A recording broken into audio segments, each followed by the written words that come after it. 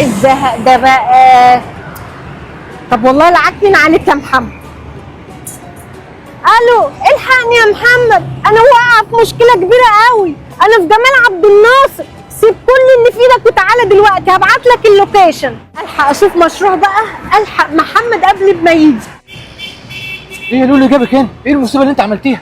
اهدى بس يا محمد، انت مخضوض ليه؟ تعالى بس نطلع بيت الخليج وانا هفهمك فوق بالراحه. تعالى.